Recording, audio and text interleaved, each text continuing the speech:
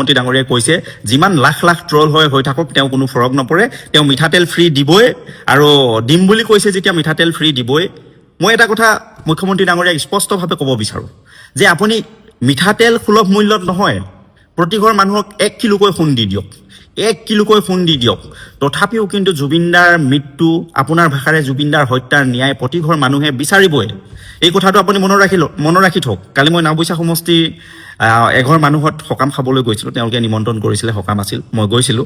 তাতে আইসকলক মই লগ পালোঁ, আইসকলৰ লগত মই মত বিনিময় কৰিছিলোঁ। তেতিয়া আইসকলে অতি দুখেৰে তেওঁলোকে জনাইছে, তেওঁলোকে কৈছে যে বোপাই মিছা কথা নকওঁ, অৰুণোদয় আঁচনি আমি পাই আছোঁ, বহুদিনৰ পৰাই আমি অৰুণোদয় আঁচনি পাই আছোঁ, কিন্তু এইবাৰ হ'লে বিজেপি চৰকাৰক ভোট নিদিম বোপাই। আমাৰ প্ৰাণৰ শিল্পী, আমাৰ কলিজাৰ শিল্পী, আমাৰ হিয়াৰ স্পন্দন, হৃদয় স্পন্দন, আমাৰ হাৰ্টথ্ৰব, হৃদয় স্পন্দন এইবাৰ লৈ গ'ল। আৰু সেই লৈ যে গ'ল, সেই মানুহখিনি কাৰ মানুহ আছিল আমি জানো। আমাক ঠগিব নোৱাৰে, যিমান মিছা কথা কৈও আমাক ঠগিব নোৱাৰে।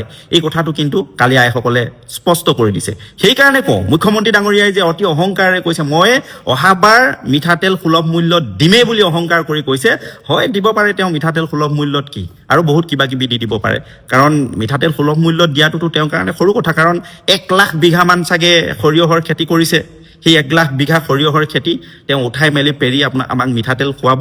গতিকে আমি মিঠাতেল আমাৰ ৰাইজে ফ্ৰীকৈ পাব, ভালেই, কিন্তু লিখি ৰাখক, যেতিয়ালৈকে জুবিন গাৰ্গৰ মৃত্যুৰ ৰহস্য উদ্ঘাটন নহ'ব, যেতিয়ালৈকে জুবিন গাৰ্গে ন্যায় নেপাব, তেতিয়ালৈকে কিন্তু মানুহ বহি নাথাকে। আজি দেখিছে শ্যাম কানু মহন্তক জেলৰ পৰা মানে আদালতত নিয়াৰ সময়ত শিলগুটি নিক্ষেপ কৰিছে, ক্ষয় ক্ষতি কৰিছে কিবা কিবি।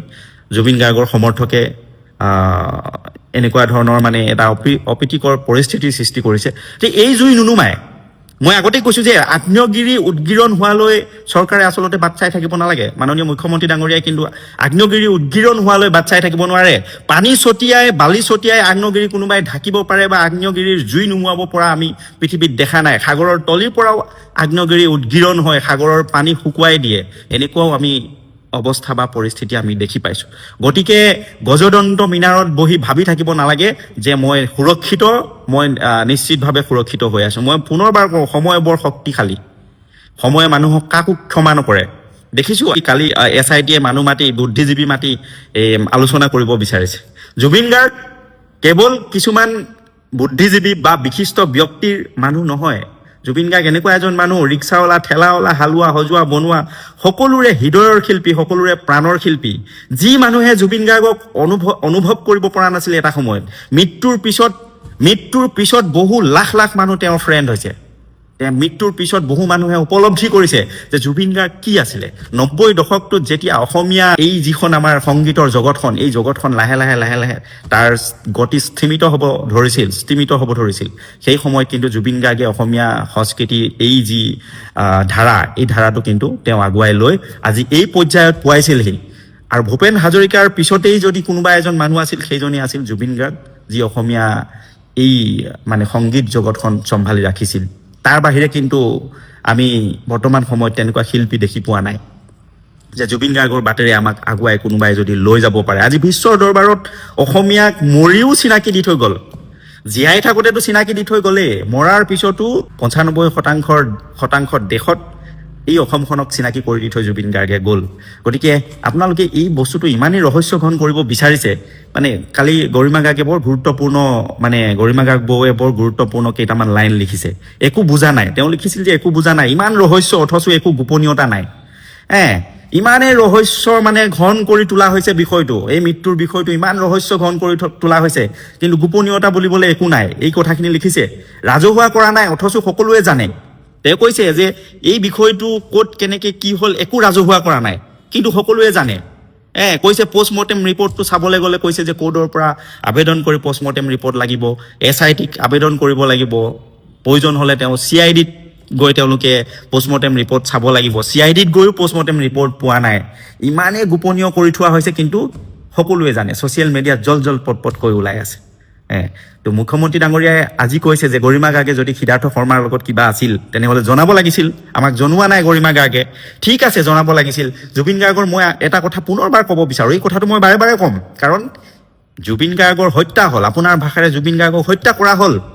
ছিংগাপুৰত নি ছিংগাপুৰৰ পৰা অহাৰ পিছত দিল্লী এয়াৰপৰ্টত যেতিয়া আপুনি সিদ্ধাৰ্থ শৰ্মাক লগ পাইছিল সেই সময়টোত কিয় মানে এই মৃত মানুহজনৰ মোবাইলটো আপোনালোকে বিচৰা নাছিল যে মানুহে দাবী উত্থাপন কৰি আছে জুবিন গাৰ্গৰ মৃত্যু হৈছে জুবিন গাৰ্গক হত্যা কৰা হৈছে মানুহটো মানে বহি নাথাকে গতিকে ইয়াৰ আপুনিতো তাত মানে সুশৰীৰে লগ পাইছে সিদ্ধাৰ্থ শৰ্মাৰ হাতৰ পৰা জুবিন গাৰ্গৰ মোবাইলটো কিয় জব্দ কৰিবলৈ নিৰ্দেশ দিয়া নাছিল 10-12 দিন সিদ্ধাৰ্থ শৰ্মাৰ হাতত জুবিন গাৰ্গৰ মোবাইলটো থাকিবলৈ পালে কেনেকে এই কথাবিলাকৰ কাৰণে সন্দেহৰ আৱৰ্তত থাকিব নে নাথাকে আপুনি ক'লে যে পূজাৰ ছুটি দিছে পূজাৰ পিছত পূজা কমপ্লিট হোৱাৰ পিছত পূজা শেষ হোৱাৰ পিছত 6 তাৰিখে তেওঁলোকক আমি নিশ্চিতভাৱে উপস্থিত হ'বলৈ তেওঁলোকক আমি জাননী জাৰি কৰিম মানে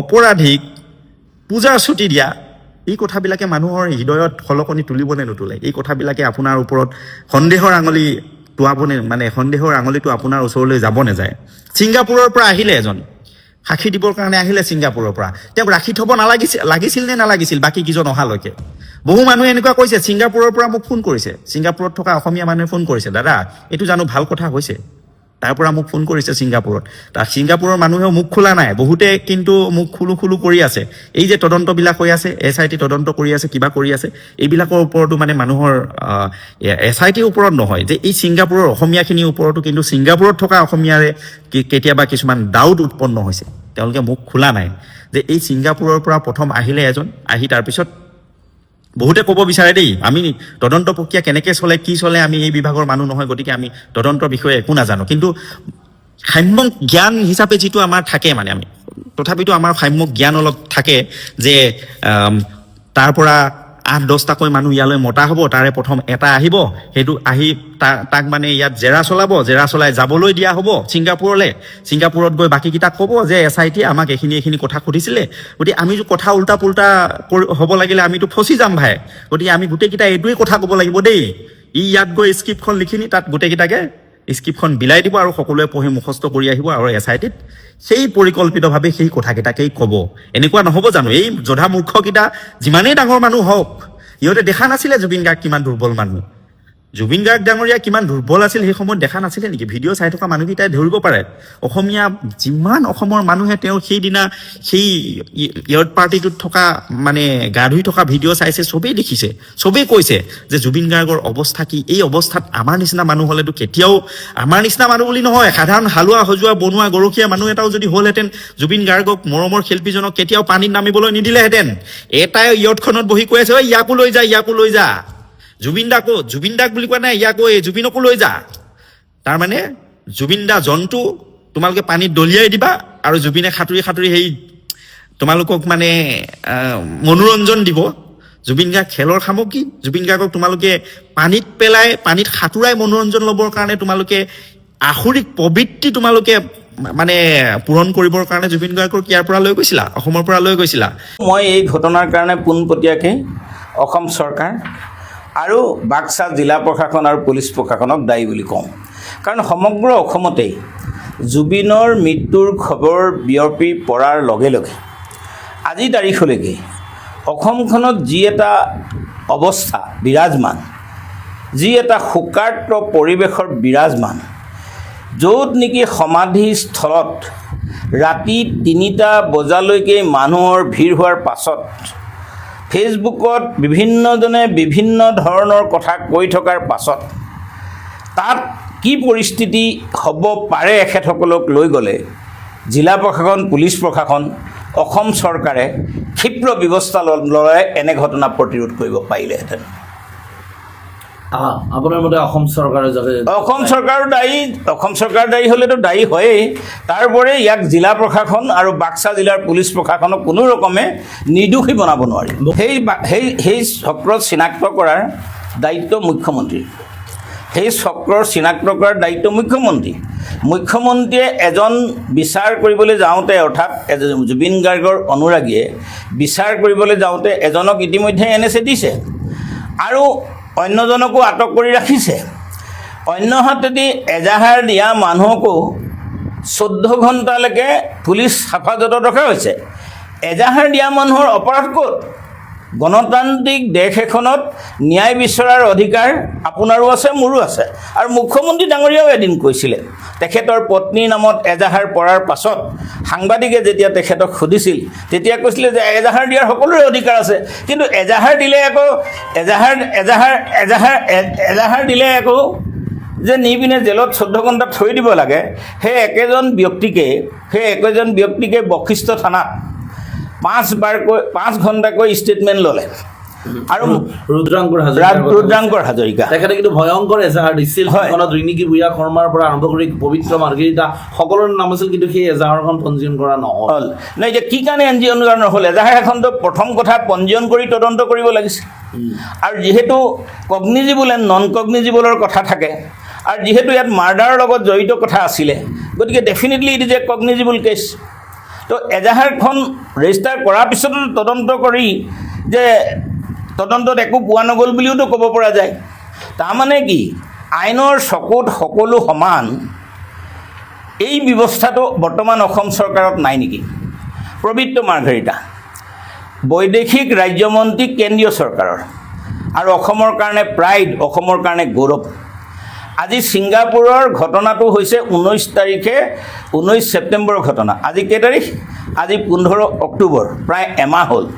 জুবিন গাৰ্গে কোনোবা এটা ইণ্টাৰভিউত কাৰোবাক কৈছিল যে তই মৰিলে বম্বে এদিনো বন্ধ নাথাকে, তই মৰিলে তোৰ ৰাজ্য বন্ধ নাথাকে, কিন্তু মই মৰিলে এসপ্তাহ মোৰ ৰাজ্য বন্ধ থাকিব। কিন্তু আজি এসপ্তাহ নহয়, জুবিন গাৰ্গৰ মৃত্যুৰ পিছত প্ৰায় এমাহেই বন্ধ থাকিল। মই মুখ্যমন্ত্ৰী ডাঙৰীয়াক যোৱা 25 তাৰিখে আপোনালোকৰ আগত হোৱা সাক্ষাৎকাৰত মুখ্যমন্ত্ৰী ডাঙৰীয়াক কৈছিলোঁ যে আপোনাৰ CBI দিয়া আপত্তিটো ক'ত?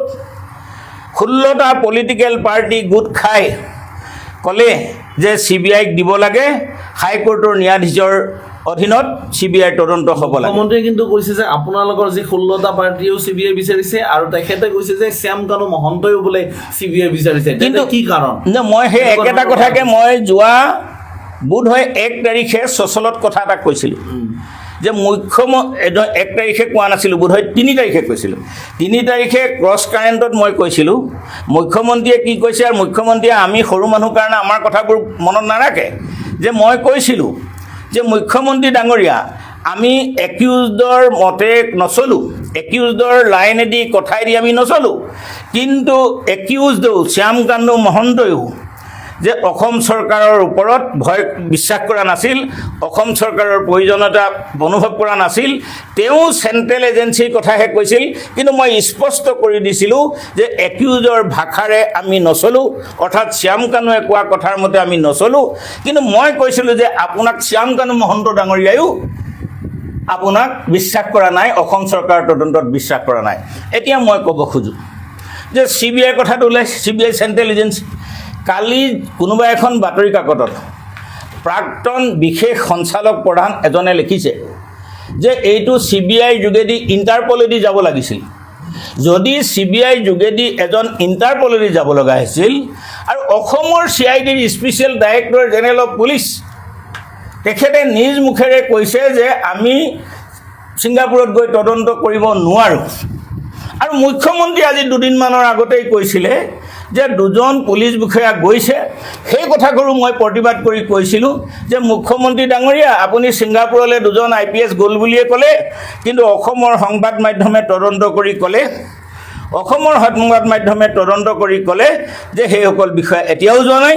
আৰু তাৰ পাছতো অসমৰ স্পেচিয়েল DGP CID ক'লে যে আমাৰ ছিংগাপুৰত যোৱাৰ অধিকাৰ নাই। আজি 19 তাৰিখৰ ঘটনাক্ৰমৰ পাছত ছিংগাপুৰে তদন্ত কৰি আছে, কিন্তু ছিংগাপুৰৰ আইনৰ অধীনত কি আছে মোৰ মাত মতাৰ অধিকাৰ নাই। কিন্তু মুখ্যমন্ত্ৰী ডাঙৰীয়াই বাৰে বাৰে কৈ আছে ছিংগাপুৰৰ পুলিচ এই ক্ষেত্ৰত তদন্তৰ ক্ষেত্ৰত বিৰাট এক্সপাৰ্ট, পৃথিৱীত নাম আছে।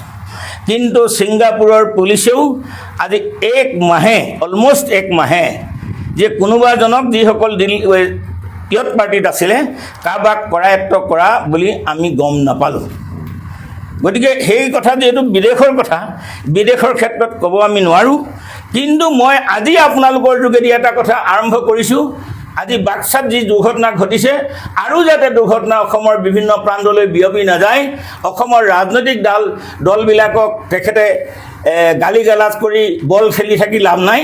কিন্তু মই এইটোৱে ক'ব খুজিছোঁ, অসমৰ মুখ্যমন্ত্ৰী ডাঙৰীয়া আপুনি যদি অসমৰ সঁচাকৈ সন্মান বিচাৰে, অসমৰ সম্প্ৰীতি ৰক্ষা কৰিব বিচাৰে, অসমৰ আইন শৃংখলা ৰক্ষা কৰিব বিচাৰে, অসমৰ প্ৰগতি অটুট ৰাখিব বিচাৰে, এই ঘটনাৰ নিৰপেক্ষ তদন্ত নোহোৱাৰ স্বাৰ্থত আপুনি ষ্টেপ ডাউন কৰিব লাগে। এটা টিভি সাংবাদিকো আহত হৈছে, পুলিচৰ মানুহ আহত হৈছে, চিভিলিয়ান আহত হৈছে।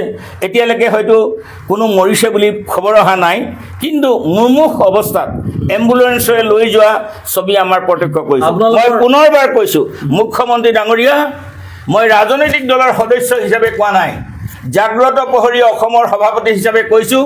নহ'লে আপুনি আকৌ ক'ব ৰাজনীতি কৰা বুলি। মই ৰাজনীতি কৰা নাই, জাগ্ৰত প্ৰহৰী অসমৰ সভাপতি হিচাপে কৈছোঁ, নিৰপেক্ষ তদন্ত নোহোৱালৈকে আপুনি অসমৰ মুখ্যমন্ত্ৰীৰ গাদীৰ পৰা ষ্টেপ ডাউন কৰিব লাগে। সেইবিলাক কথা ক'লে নহ'ব। জাষ্টিচ বিচাৰিলে কিয় আপত্তি কৰে তেনেহ'লে আপোনালোকে? জুবিনদাৰ মৃত্যুৰ কাৰণে এই আৰক্ষী কিছুমানে যে কয় যে এসপ্তাহ তেওঁলোকে খোৱা বোৱা এৰি দিছে, এসপ্তাহ নাই খোৱা বুলি যে কৈছে, তেনেহ'লে আপোনালোকে জুবিনদাৰ ন্যায় দিয়ক বুলি শ্লোগান দিলে কেনেকৈ আচলতে এই বুকুত গুলিটো সোমাই এফালে পাৰ কৰাই দিব পাৰে? কেনেকৈ পাৰে? সেই প্ৰশ্নটোৰ উত্তৰ দিয়কচোন। মানে বহুত এনেকুৱা আৰক্ষী দেখিছোঁ, কালি ভাইৰেল হৈছে কিছুমান তেওঁলোকৰ কথা বতৰা, কিন্তু কাম কাজবিলাকত আপোনালোকে চাব দেই। সিদিনা প্ৰথম দিনা যেতিয়া আপোনাৰ জুবিনদাৰ ন্যায়ৰ দাবীত প্ৰতিবাদ হৈছিলে, সেইদিনা কেনেকৈ আপোনাৰ ভৰিৰে গুৰিয়াই ঘৰৰ দৰ্জা ভাঙি কেনেকৈ আচলতে জুবিনদাৰ ন্যায় দিয়ক বুলি কোৱা ল'ৰাক বিচাৰি বিচাৰি তেওঁলোকে মাৰপিট কৰিছে, মাথা ফালি দিয়া আপোনালোকে দেখিলে নাই? আৰু কালি আপোনালোকে চাওক যে জুবিনদাৰ ন্যায়ৰ দাবীত আৰু হত্যাকাৰীৰ বিৰুদ্ধে আপোনাৰ শ্লোগান দিবলৈ যাওঁতে, শান্তিপ্ৰিয় গণতান্ত্ৰিক প্ৰতিবাদটো কৰোঁতে তেওঁলোকে অসম আৰক্ষীয়ে এই বুকুত গুলিয়াই আপোনাৰ পিঠিৰ ফালে উলিয়াই দিছেগৈ। মুখ্যমন্ত্ৰীয়ে আপোনালোকে নিশ্চয় সকলোৱে লক্ষ্য কৰিছে, তেওঁ hashtag justice for Zubeen Garg বুলি ক'লে বেয়া পায়। এইটো কেনেকুৱা মুখ্যমন্ত্ৰী? তেওঁ আচলতে জাষ্টিছ নিবিচাৰে, জুবিনদাৰ জাষ্টিছ মুখ্যমন্ত্ৰীয়ে নিবিচাৰে। সেইকাৰণে আজিৰ দিনটোত আপোনালোকে সকলোৱে দেখা পাইছে তেওঁ প্ৰতিক্ৰিয়া দিছে যে hashtag justice for Zubeen Garg, Zubeen গাৰ্গৰ ন্যায়ৰ দাবীত যি ধৰণে সামাজিক মাধ্যমত প্ৰতিবাদ হৈছে, সকলোৱে লিখিছে, তাত মুখ্যমন্ত্ৰী জ্বলিছে, মানে লিখিব নালাগে বুলি কৈছে। সেইটো কেনেকুৱা ধৰণৰ মুখ্যমন্ত্ৰী? যদি hashtag justice for Zubeen Garg লিখিব নোৱাৰে, তেনেহ'লে সেই কথাটো স্পষ্ট যে মুখ্যমন্ত্ৰীগৰাকী সেই চামকানুহঁতৰ পক্ষত। কোনো কাৰণতে তেওঁ আমাৰ হিয়াৰ আমঠু, আমাৰ প্ৰাণৰ স্পন্দন, অসমীয়াৰ জাতীয় সম্পদ, অসমৰ জাতীয় সম্পদ জুবিনদাৰ পক্ষত নাই, মুখ্যমন্ত্ৰী নাই, সেইটো একদম খাটাং। গতিকে সেইকাৰণে তেওঁ যিকোনো প্ৰকাৰে আচলতে এই গোটেই জুবিনদাৰ ন্যায়ৰ দাবীত যি আন্দোলন হৈছে, সেই আন্দোলনটোক বিপথে পৰিচালিত কৰিবৰ কাৰণে তেওঁ ৰাজনীতি কৰিছে। তেওঁ বেলেগ কাম একো কৰা নাই, তেওঁ ৰাজনীতিয়ে কৰি আছে। আপোনালোকে সকলোৱে এটা কথা নিশ্চয় দেখিছে, জুবিনদাৰ মৃত্যুৰ পাছতে তেওঁ কেনেকৈ দুৰ্গা পূজাবিলাকত গৈ মণ্ডপে মণ্ডপে চেলফি লৈছিলে, সেইবিলাকতো আমি দেখিছোঁ। অসমৰ সকলো ৰাইজে সেইবিলাক চাই আছে। তাৰ পাছত এইবাৰ দীপাৱলীত তেওঁ নিজে ফটকা বোম কিনিব আৰু ফুটাব, সেই কথা বতৰাবিলাকতো দেখি আছে। মুখ্যমন্ত্ৰী ডাঙৰীয়া, আপোনাক এটা প্ৰশ্ন সুধিব খোজো যে আপোনাৰ পৰিয়ালৰ কোনোবা ব্যক্তিৰ যেতিয়া মৃত্যু হয়, যে আপোনাৰ পত্নী, আপোনাৰ পুত্ৰ বা আপোনাৰ কন্যাগৰাকী যদি মৃত্যু হ'লহেঁতেন, তেতিয়া আপুনি বোম ফটকা কিনাৰ কথা ক'লেহেঁতেন নেকি? আপুনি ফেষ্টিভেল আহিছে, আজি দীপাৱলী আহিছে বুলি আপোনাৰ ঘৰত যদি এগৰাকীৰ মৃত্যু হয়, আপোনাৰ পৰিয়ালৰ যদি এজন ব্যক্তিৰ মৃত্যু হয়, তেতিয়া আপুনি এই ধৰ্মীয় পৰম্পৰা ৰক্ষা কৰিবৰ কাৰণে এই বৰপেটাৰ যিবিলাক শিল্পীয়ে আপোনাৰ আতচবাজি প্ৰস্তুত কৰিছে, তেওঁলোকৰ আতচবাজি ক্ৰয় কৰি আপুনি ফুটাম বুলি ক'ব পাৰিব নেকি? তেতিয়া আপুনি যে মানুহক উচতালে যে আতচবাজি আচলতে ফুটাব লাগিব, কিনিব লাগিব, ধৰ্মীয় পৰম্পৰা ৰক্ষা কৰিব লাগিব, তেনেকুৱা ধৰণৰ কথা বতৰাটো আপুনি কৈছে। জুবিনদাৰ মৃত্যু হোৱা এমাহ হোৱা নাই, এমাহ অতিক্ৰম নহওঁতে আপোনাৰ এই গোটেই পলিটিকেল যিবিলাক আপোনাৰ ষ্টেটমেণ্ট, সেইবিলাক অসমৰ ৰাইজে লক্ষ্য কৰি আছে। আৰু আপোনাৰ তদন্তকাৰী সংস্থাৰ যিটো অগ্ৰগতি, তদন্তৰ যিটো অগ্ৰগতি, সেয়াও ৰাইজে লক্ষ্য কৰিছে। আপোনাৰ SIT, যাক তদন্তৰ কাৰণে দায়িত্ব দিয়া হৈছে, SITয়ে শ্যামকানু মহন্তৰ ঘৰটো চিল কৰি থৈছে, আৰু সেই চিল কৰি থোৱা ঘৰত শ্যামকানু মহন্তৰ ঘৈণীয়েকে সদায় তাতে থাকিব পাৰে। তাত মানে আপোনাৰ SITয়ে চিল কৰা ঘৰটোত কেনেকৈ আচলতে শ্যামকানু মহন্ত, ফেষ্টিভেল মহন্তৰ ঘৈণীয়েকে তাত থাকিব পাৰে? আপোনালোকে চিল কৰা যিটো তলা, সেই তলাটো কেনেকৈ খুলিলে আজি? গতিকে এই SIT কেনেকৈ ভৰসা কৰিব, কেনেকৈ অসমৰ ৰাইজে আস্থাত ল'ব? সেই কথা বতৰাবিলাক আছে। বাক্সাৰ যিটো ঘটনা, সেইটো এনেই হোৱা নাই। এই ঘটনাটোৰ কাৰণে সম্পূৰ্ণৰূপে হিমন্ত বিশ্ব শৰ্মা দায়ী, SIT দায়ী, অসমৰ আৰক্ষী প্ৰশাসন দায়ী। মানুহজন জুবিন গাৰ্গৰ ক্ষেত্ৰত বৰ্তমান সময়ত অসমৰ ৰাইজৰ মনত একুৰা জুই জ্বলি আছে, আৰু এই মুহূৰ্তত আপুনি মুখ্যমন্ত্ৰী ডাঙৰীয়া মানুহৰ মনত জ্বলি থকা জুইকুৰা আপুনি নুমুৱাবৰ কাৰণে যি ধৰণৰ চেষ্টা চলাইছে সেইটো কোনো কাৰণতে হৈ নুঠিব। আপোনাৰ পলিটিক্স দেখা গৈছে। আপুনি এতিয়া জুবিনদাৰ ন্যায়ৰ দাবী উত্থাপন কৰা ব্যক্তিসকলৰ মাজত ক্লাছিফিকেশ্যন আনিছে, বিভাজন আনিছে, যে অনুৰাগীবিলাকেহে আপোনাৰ জুবিনদাৰ ন্যায় দাবী কৰিব পাৰিব, তেনেকুৱা ধৰণৰ কথা বতৰা আনিছে আপুনি। জুবিনদাৰ জীৱিত অৱস্থাত যিসকলে জুবিনদাৰ কেতবোৰ কামত সমালোচনা কৰিছিলে, কিছু কথা বতৰাত সমালোচনা কৰিছে, তেওঁলোকে যেন এতিয়া জুবিনদাক হত্যা কৰাৰ পাছত যে মাত মাতিব নোৱাৰিব, জাষ্টিচ বিচাৰিব নোৱাৰিব, তেনেকুৱা ধৰণৰ কথা মুখ্যমন্ত্ৰীয়ে ক'বলৈ আৰম্ভ কৰিছে। সেই কথা নহয়। এনেকুৱা হ'ব পাৰে যে জুবিনদাৰ কিছুমান কামত কাৰোবাৰ আপত্তি থাকিব পাৰে, সকলো ক্ষেত্ৰত জুবিনদাক সমৰ্থন নকৰিব পাৰে, সেই বুলি তেওঁক হত্যা কৰাৰ পাছত সমৰ্থন নকৰা ব্যক্তিজনে জাষ্টিচ নিবিচাৰিব, সেই কথাটোতো হ'ব নোৱাৰে। আজি মুখ্যমন্ত্ৰীয়ে এনেকৈয়ে আচলতে জাতীয় আন্দোলন এটাক, অসমৰ জাতীয় আন্দোলন এটাক কেনেকে আচলতে ভাগ ভাগ কৰিব খুজিছে, সেইটোৰ পৰা অসমবাসী ৰাইজে সাৱধান হ'ব লাগিব।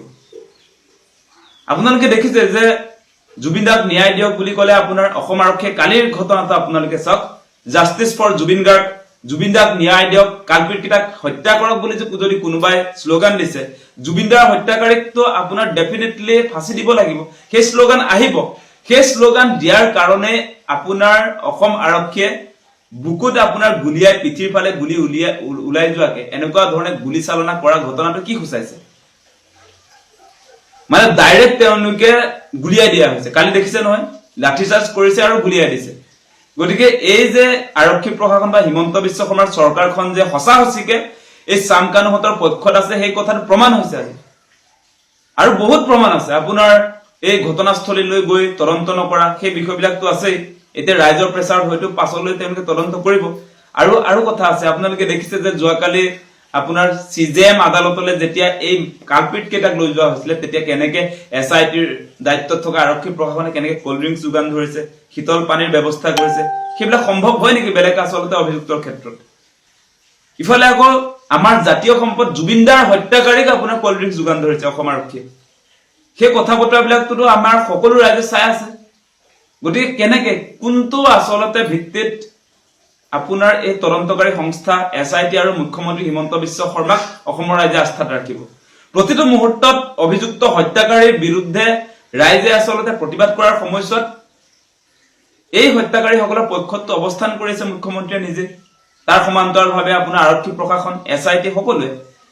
গতিকে এইবাৰ এটা কথা চিধা যে কোনো কাৰণতে যিমান চেষ্টা নকৰক কিয় এই জাতীয় আন্দোলনটোক কোনো কাৰণতে ভাগ ভাগ কৰিব মুখ্যমন্ত্ৰীয়ে নোৱাৰে। ইতিমধ্যে আপোনালোকে যিখিনি কথা শুনিছে সম্পূৰ্ণ শুদ্ধ আৰু সত্য কথা তেওঁলোকে আপোনালোকৰ মাজলৈ আগবঢ়াইছে। কাৰণ জুবিনদাৰ ন্যায় আজি এমাহে হৈ গ'ল জুবিনদাৰ আমাৰ মাজৰ পৰা নোহোৱা। কিন্তু জুবিনদাৰ ন্যায়ৰ বাবে সমগ্ৰ অনুৰাগীয়ে, জুবিনদাৰ সমগ্ৰ ৰাজ্যৰ কিমান লাখ লাখ লোকে আজি আশাৰে বাট চাই আছে জুবিনদাৰ ন্যায় পাওক, জুবিনদাৰ সোনকালে ন্যায় পাওক, আমি সোনকালে যাতে ন্যায় পাওঁ, জুবিনদাৰ কেনেকৈ হৈছিলে, কি হৈছিলে, অকল এইটো কথা জানিবৰ কাৰণে বহুত বেছি আৱেগিক হৈ আছে লোকসকল। সেইবাবে এনেকুৱা পৰিস্থিতিৰ সৃষ্টি হৈছে এই বাক্সা জিলাত হয়। আৰু এই ফটকা ফুটোৱা কিবা বম ফুটোৱা ঘৰৰ এজন যেতিয়া সদস্য নাইকিয়া হৈ যায়, প্ৰত্যেকজন ঘৰৰে, সমগ্ৰ অসমবাসীৰে প্ৰত্যেকটো ঘৰৰে পৰা এজন কোনোবা সদস্য নোহোৱা হোৱা তেনেকুৱা পৰিস্থিতি হৈছে। সেই তেনেকুৱা মুহূৰ্তত কোনো বম ফটকা ফুটাম বুলি কোনো ভবা নাই, কোনো বম ফটকা নুফুটায়। সেইবাবে এইটোক লৈ পিনি কোনো ৰাজনীতি নকৰিব।